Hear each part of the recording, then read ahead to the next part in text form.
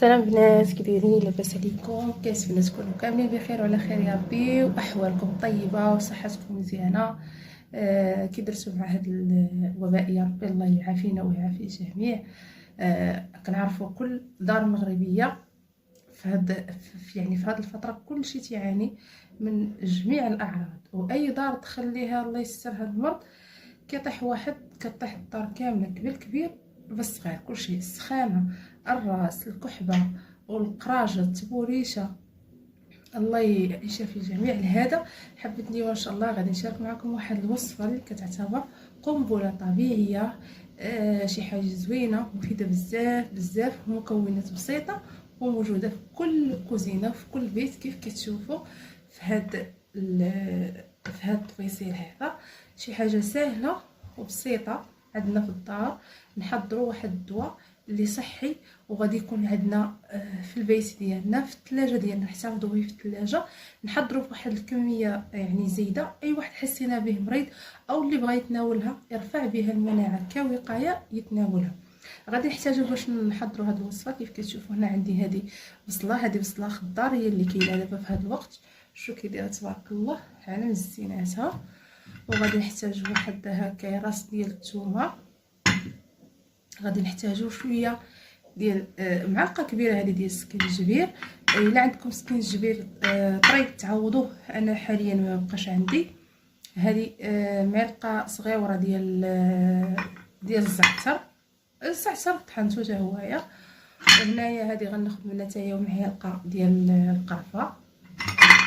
وهذا الحاجه اللي كنموت عليها، يعني اللي كيتفرج في الفيديوهات ديالي كيعرف هذا الخرقوم عرق ولا الخرقوم طري، غير هو هذا انا ماشي ناشف، هذا طري. الا ما كانش عندكم هذا ديروا خرقوم طري، داك العواد اللي كنطحنوه خرقوم، كنقول خرقوم بلدي هو هذا.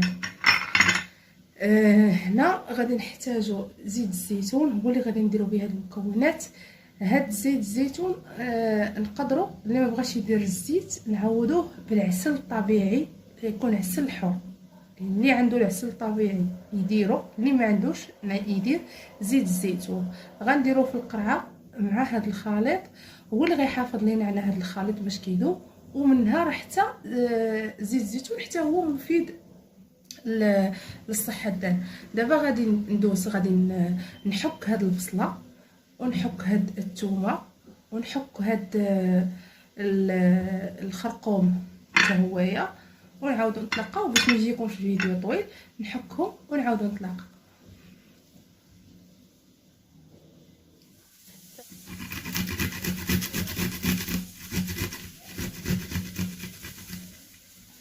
بغيت غير نوريكم الثومه ما يحتاجوش تنقيوها باش تجيكم ساهله في التحضير. كتاخدي هكا الراس ديال الثومه وكنحكو يعني بالقشور ديالو بهذه الطريقه، ما تحتاجوش تنقيوها باش تجيكم ساهله وما تعكزوش باش تحضروا الوصفه بهذه الطريقه. شفتوها تقريبا نديروا شي 8 ولا شي 9 راس ديال الثومه، ما نديروش كامل.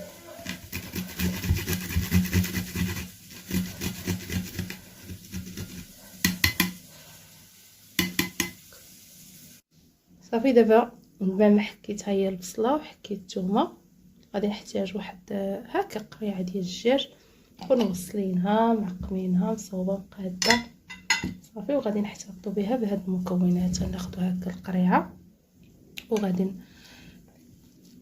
نديروا هذيك البصله الثومه نخلطوهم وغادي نديروهم في هاد القريعه.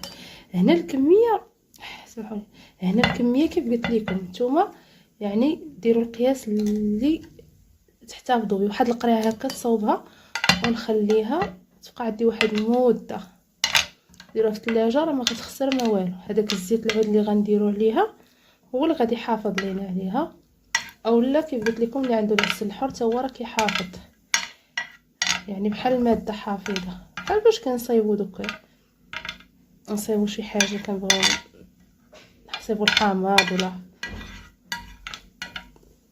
الحوت، كنبغيو شي حاجه نديروها مصبره كنحافظوا عليها بزيت الزيتون.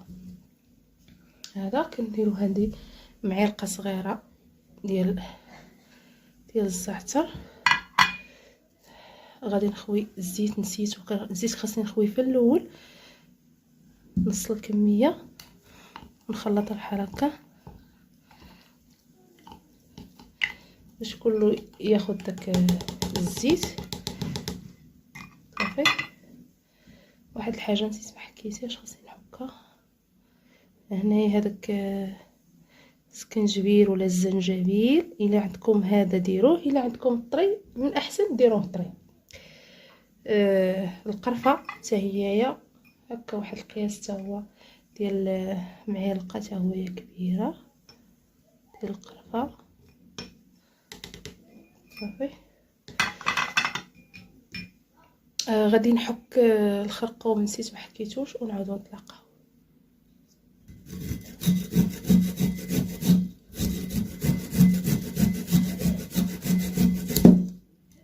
تبارك الله كيداير على مزيناتو، كيحمقني انا هذا، كيحمقني والله زوين. العمل اللي لقاه ياخذو زوين بزاف، حتى لو ما لقيتوش وصيو راه يجيبوه لي. فن كيجيني زوين، واخا حتى الاخر اللي ناشف راه زوين، ولكن هذا شي حاجه اخرى صراحه. الا جربتو هذا غتولوا تحماقوا عليه. اللون غزال ما شاء الله تبارك الله. انا حكيت هذاك العريق كامل، حكيت داك الجدير. صافي. غادي نضيفو حتى هو لهاد القريعه. واخا هاد القرعه جاتني معنكشه شويه، الفم ديالها صغيور، لقيتو شي قريعه الفم ديالها واسع يجيكم ساهل احسن. هادشي اللي توفر ليا انا، خدمت به وصافي.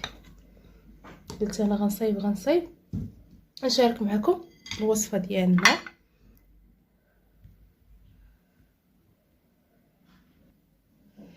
صافي. دابا غادي نضيفو هذاك زيت الزيتون اللي بقى عندنا، نغطيوه هكا بالزيت. صافي. وغنشدو هاد القريعه ديالنا، غادي نسدو عليها بحال هكا ياك، وغادي نحتفظوا بها الثلاجه. غادي تبقى نخليو هاد الوصفه الخطيره تبارك الله ما شاء الله. داك الالوان كيبانوا على الزينات، انا دير بقاو صفرين مع الخرقوم.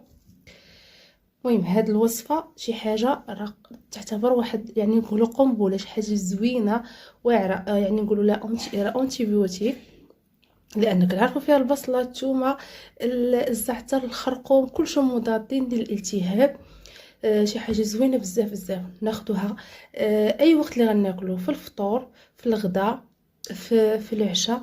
ديما ناخذوها قبل من الماكله معلقه صغيره، وناكلو داكشي اللي غادي نتناولو. وحتى في اللي قبل ما نعسو نزيدو لنا معلقه عليها نعسو. زوينه للكحه، السعال، الحراره، اي حاجه. وحاجه اخرى انها كترفع لكم المناعه، وشي حاجه طبيعيه اللي ما غدرناش في الصحه ديالنا. كنتمنى يعني كنطلبكم بحراره انكم تبارطاجيو هذا الفيديو باش يوصل لاكبر عدد من الناس ويستافدوا منه، خصوصا في هذه الفتره. احنا كنقولوا راه يمكن على المغرب، ولكن راه العالم كله كيعاني من هذا المشكل. كلشي مريض، الله يستر، كلشي طايح. المشكل الاكبر هو انه كيجي وكيعاود. هذا هو يعني شي حاجه صعيبه. يعني الانسان كيقول يلا راه انا صحيت وليت شويه، كيعاود عاوتاني كامل. كنتمنى تبارطاجيو هذا الفيديو، ما تنسونيش من لايك وواحد تعليق زوين ومحفز، وتفعلوا الجرس لاول مره كيشوف القناه باش يوصلكم دائما جديد. ونتمنى اننا نكون مفيدين. وغنقول لكم مع السلامه وحفظ الله ورعايته، الى اللقاء فيديو قادم ان شاء الله. مع السلامه.